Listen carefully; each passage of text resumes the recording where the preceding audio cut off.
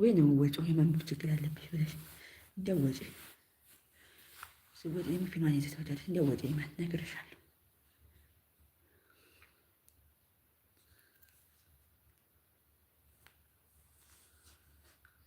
ተውሂድና ሱናን የሰለፎች መንገድ አጥብቃችሁ ያዙ።